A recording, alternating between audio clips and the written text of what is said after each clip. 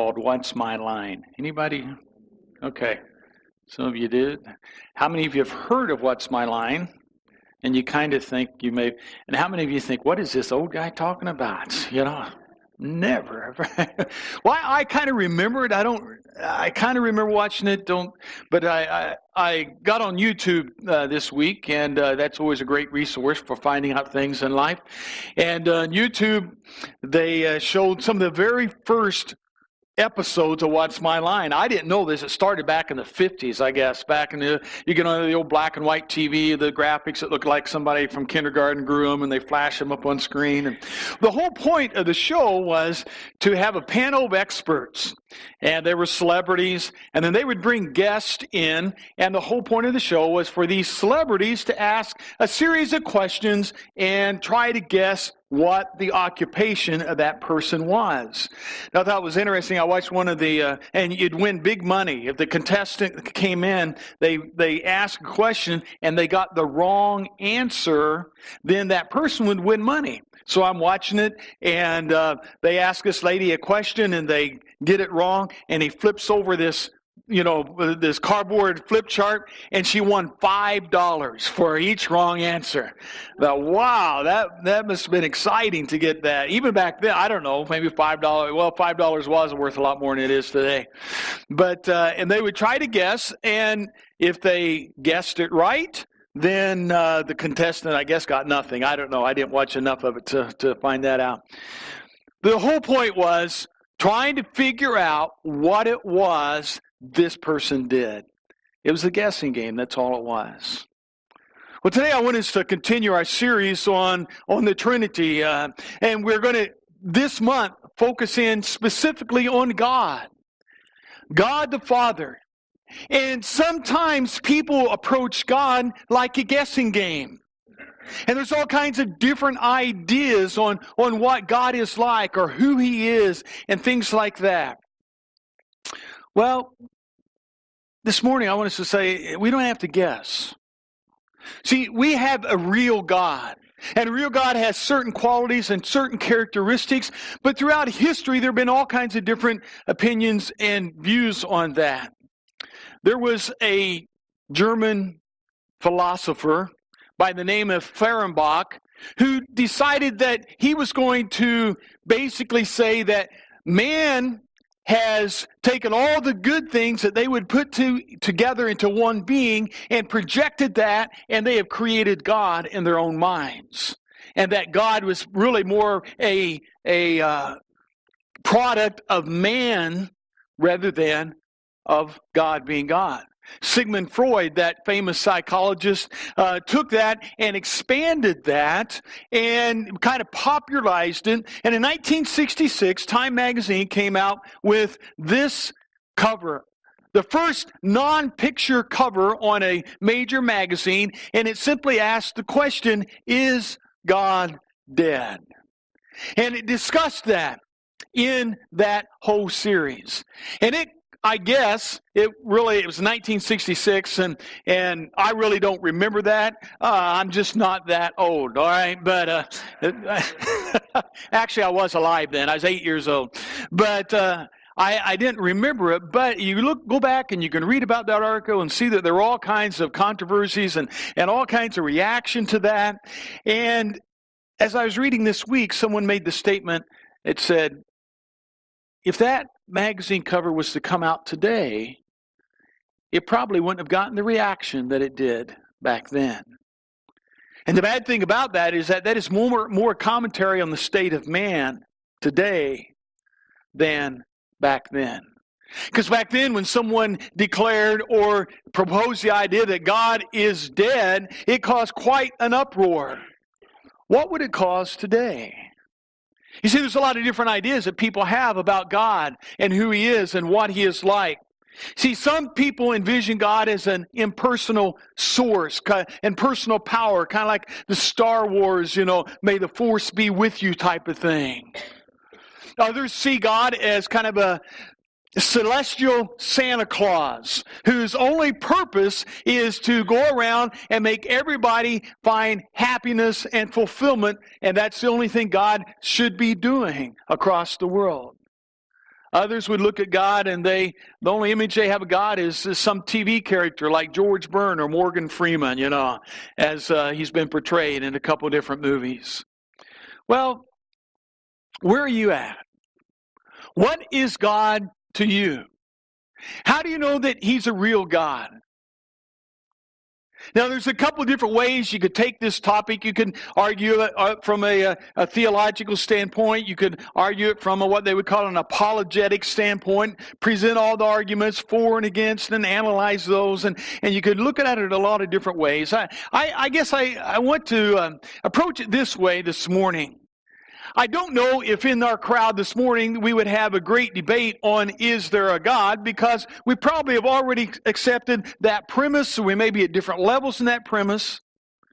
But sometimes I think we need to be reminded, even as believers, of who God is and how we know that He is real and how we can share that with other people. So that's kind of the approach I want to take this morning, to help us to be reminded of who He is, and then also how could we share that with someone else?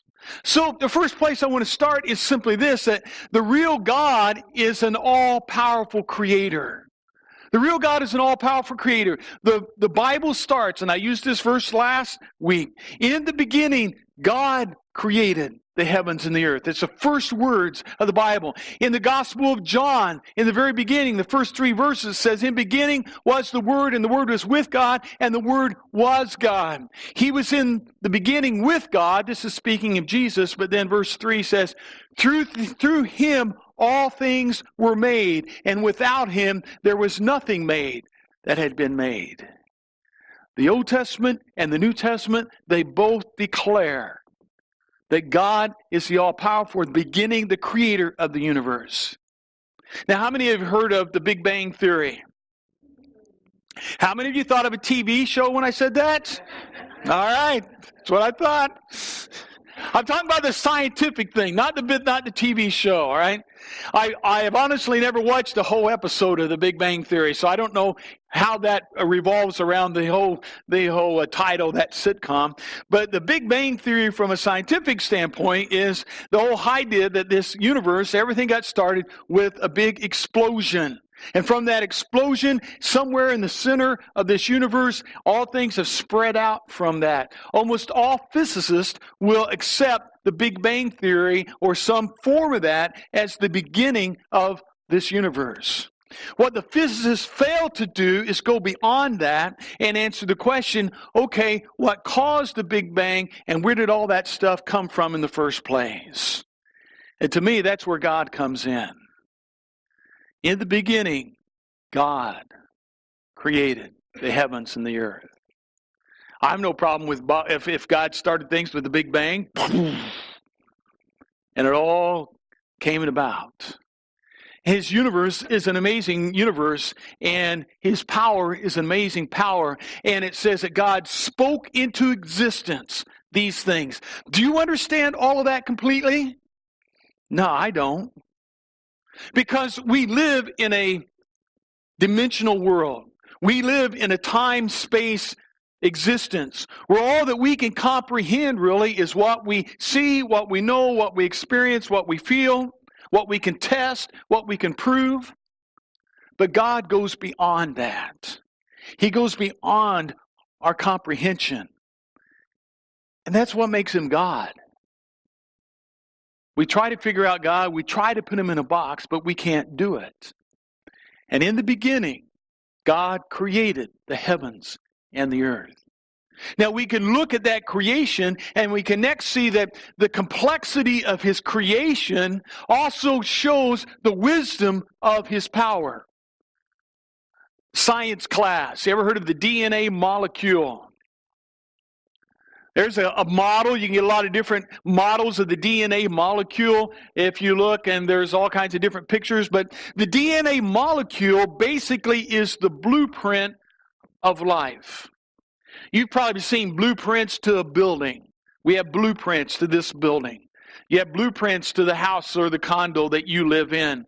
And someone used those blueprints and they followed those blueprints and they created this thing. The DNA molecule is the blueprint of who you are.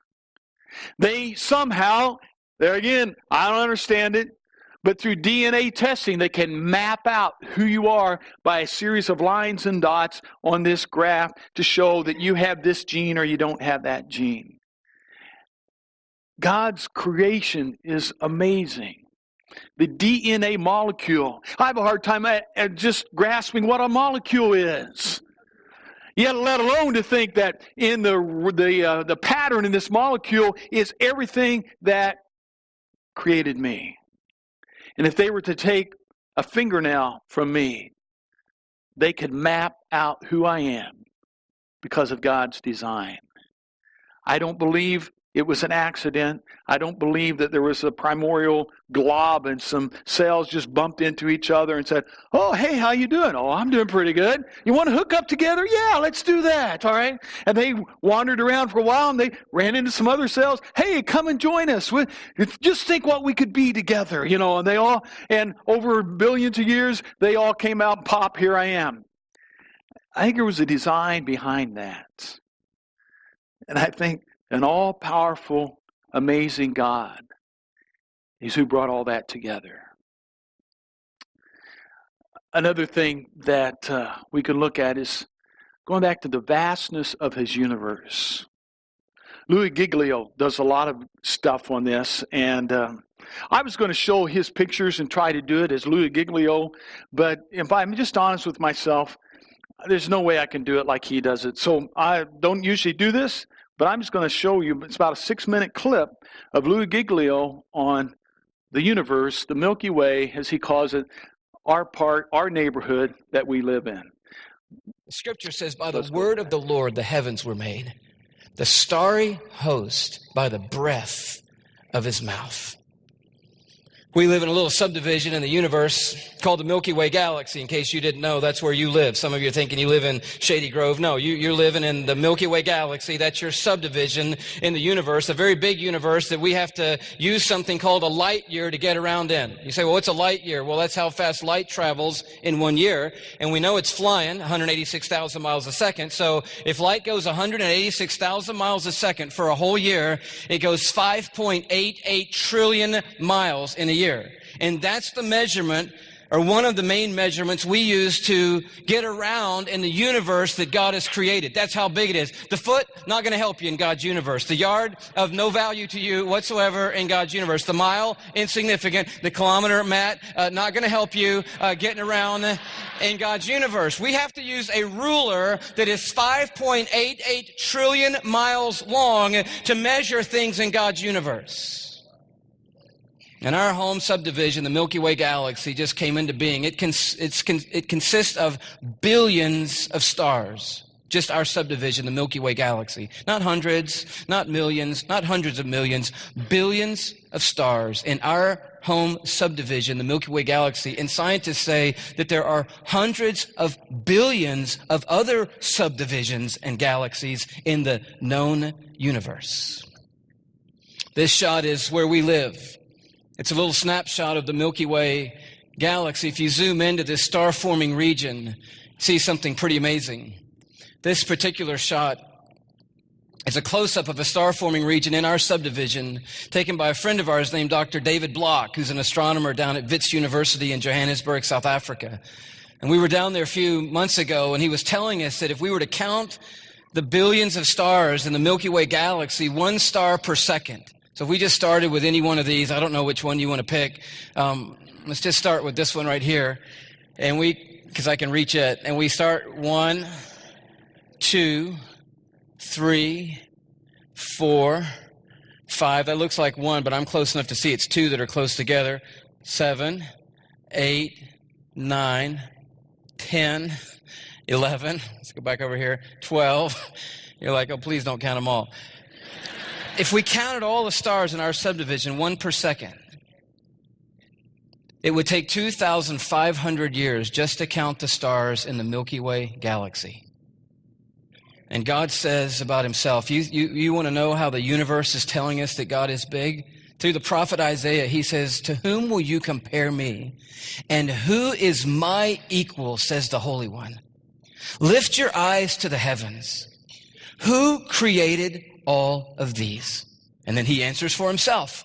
The one who leads forth the starry host one by one and calls them each by name. Because of his mighty strength and great power, not one of them is missing. If you want to get a glimpse of it, here's a composite shot of our subdivision.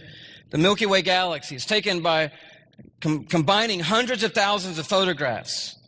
Obviously, we haven't managed to get outside of the Milky Way galaxy to take a picture of it, but NASA folks are pretty sure that's what it looks like. It has a barred nucleus. It's a barred spiral galaxy. And you're like, wow, that's pretty cool. Yeah, it's 100,000 light years across. So if you want to go visit your neighbors on the other side of the subdivision, you just have to go 186,000 miles a second for 100,000 years, and boom, you're at their house. In our little neighborhood home called the Milky Way Galaxy, you say, well, where are we? I'm looking for us on there. You know, we got to be right in the center, obviously. I'm sure we're right there in that middle. No, believe it or not, we're not even in the center of our own subdivision, okay? So affirming again tonight, it's not about you and it's not about me. We don't even live in the center of our own subdivision, and you don't want to live in the center of the subdivision because it's scary in the center of the subdivision. You say, well, where do we live? Well, we live way out between a couple of the spiral arms. You don't want to live in there either because that's dangerous territory inside the bands. We live in that little clear zone between a couple of the bands, about 2/3 of the way out. We're living somewhere about there.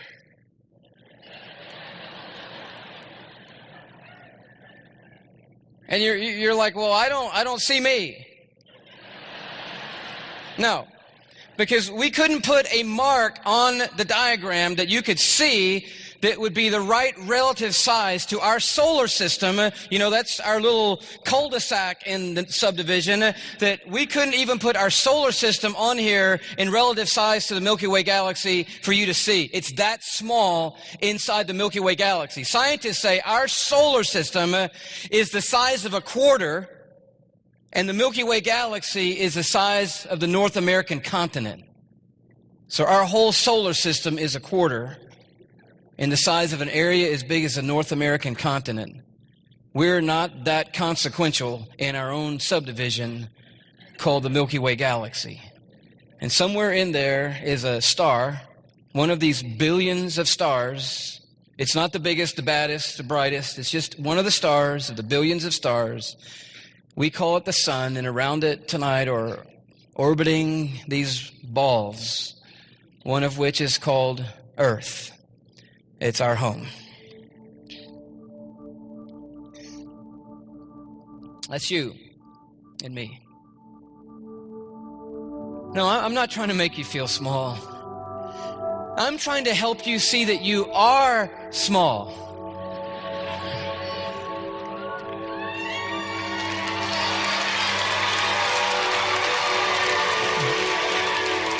But it's significant in significance.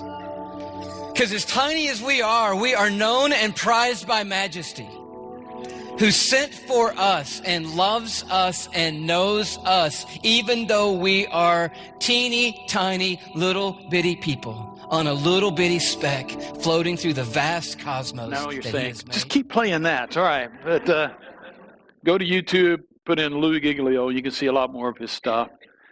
But I love that last point he makes, how insignificant we are in relationship to the entire universe, and yet how significant we are in the eyes of God.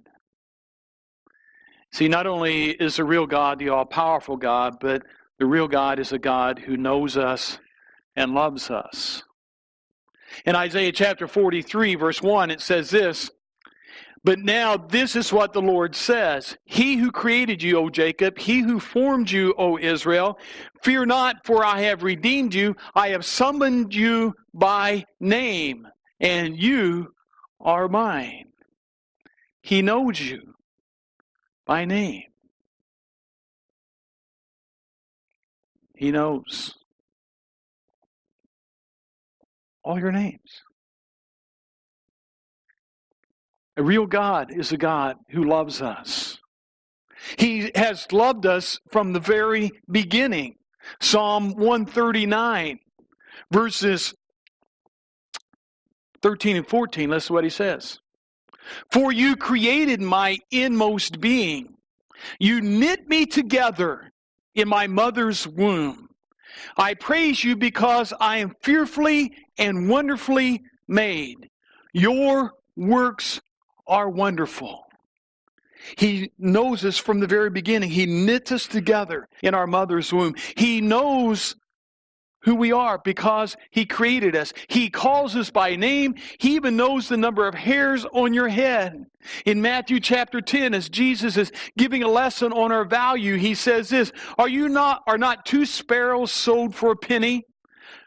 Yet not one of them will fall to the ground apart from the will of your Father. And even the very hairs of your head are numbered. So don't be afraid. You are worth much more than 2 sparrows. He knows you that well. A real God is a God who's not only just creator and sustainer of a vast, vast, vast universe. He's the creator and sustainer of you and me personally. And that's just mind-boggling. That leads to the third thing we need to know about a real God.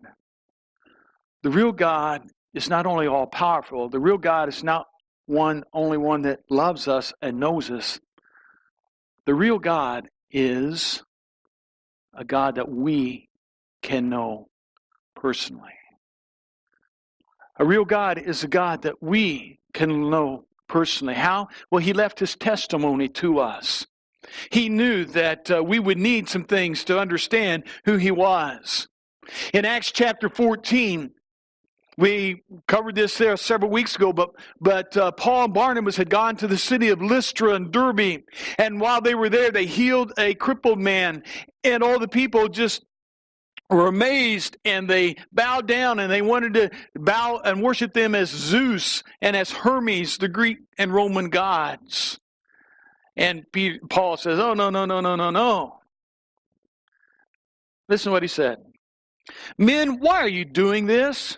We too are only men, human like you. We are bringing good news to you. We're telling you to turn from these worthless things to turn to the living God, who made the heaven and the earth and the sea and everything in them. In the past, He let all nations go their own way, yet He has not left Himself without testimony. Listen to this. He has shown kindness by giving you rain from heaven and crops in their seasons. He provides you with plenty of food and fills your hearts with joy. Now, this is a pagan culture, a pagan nation that are worshiping the false gods. They don't have Genesis 1:1. They don't have the creation story. They don't have all these things. And yet what Paul does is says, I want you to just turn around and I want you to look at your life. And I want you to realize that the one who healed this man and the one who is a real God is the same one who gives you rain and gives you food and gives you crops in your harvest. And He also gives you joy in your heart. The tangible and the intangible. The things we can touch, the things we can't touch. Paul says He is the creator, the sustainer. He says, turn away from these worthless gods. All the things that you've set up and you try to find some meaning and purpose, they're worthless. Turn away from them. And then He does a play on word in verse 20. And He says, look, these things are things that you can see. Look what He's done. Look what He's done. So He is a God that we can know personally because He's left His testimony. And what's more, no one is without, or no one has an excuse to say they don't know God. Think about that. No one has an excuse to say they don't know God. Paul dealt with this in Romans chapter 1, verses 18 through 20. He says this, the wrath of God is being revealed from heaven against the godliness and wickedness of men who suppress the truth by their wickedness. In other words, Paul's saying, we live in such a world that it's kind of gone crazy. You ever felt like that? And the wickedness of men seems to be overpowering the goodness of God. But he says, we're out with excuse. Verse 19. Since what may be known about God is plain to them because God has made it plain to them. In other words, all the wickedness, all the wicked people, this saying they can't see God, Paul says, look, it's plain. It's right before their eyes. Verse 20, for since the creation of the world, God's invisible qualities, His eternal power, His divine nature have been clearly seen, being understood from what was made, so that men are without excuse. Paul says, look, it's been plain. It can be clearly seen. It's kind of an interesting play on words. That which is invisible can be clearly seen. And he says, just look at His creation. Now here again, trying to come up with illustrations to illustrate the majesty of God, it's an interesting task. But to try to help us grasp things, how can things that are seen yet that are invisible help us understand something? Let me use this. Imagine you get on your phone a text message or Instagram or Facebook or Pinterest or the other 20,000 ways you can get pictures today. And someone takes a selfie, right? Any of you know what a selfie is? Sandra, stand up and show them how to take a selfie. No, you don't have to. Trust me, these girls down here, they don't know what selfies are. And they send you this selfie, and you open it up, and you see this picture, and you say, oh, that's Sandra. Oh, yeah, I know her. Is that really her? Actually, what you're looking at is a series of LED computer dots on an electronic screen arranged in such a way that it creates an image, and that image does what? Oh, that's Sandra. Is it really Sandra? No. But the image brings you to an understanding and a recollection of who she is. Paul says, man is without excuse, for from the beginning, through his creation, all these things, His eternal power, His divine nature have been clearly seen by being understood from what has been made, so that no one is without excuse.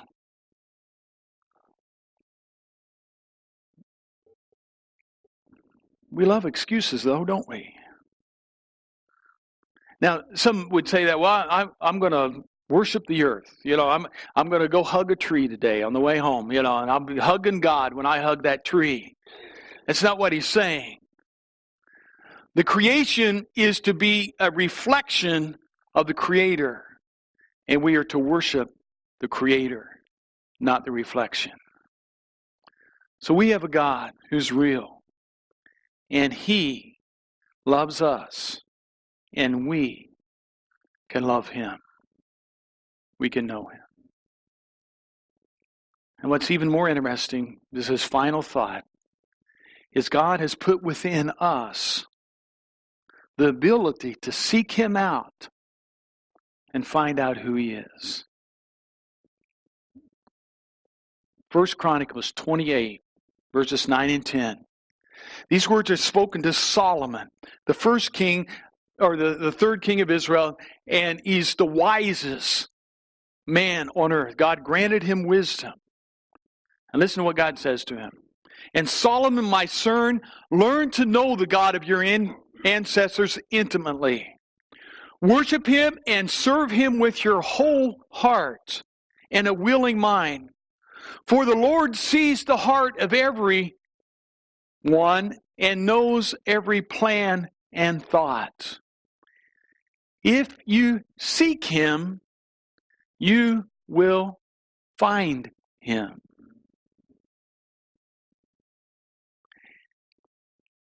Solomon, you're going to be the wisest man that's ever lived.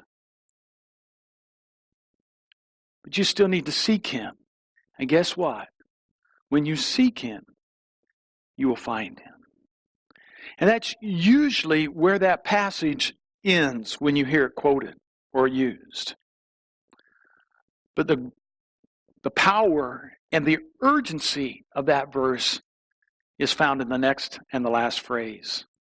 Because he goes on to say, but if you forsake him, he will reject you forever. That's a little sobering. We all like that part. Well, if you seek him, you'll find him. And we think, that gives me some time. I got 20 or 30 years, a year 29, 6 months. Maybe I'll think about seeking God. But guess what? You may not have 29 years and 6 months. And I'm not saying that to scare anyone or sobering. I'm just being honest with what his word says. It's so important that we seek God and find him that if we reject him, it can make a difference for eternity. So my challenge is that we all get to know the real God. The God who created us. The God who loves us. And the God who allows us to know him back. Let's all be the person that says, yeah, it's not a guessing game to me. I know he is my God and my Savior.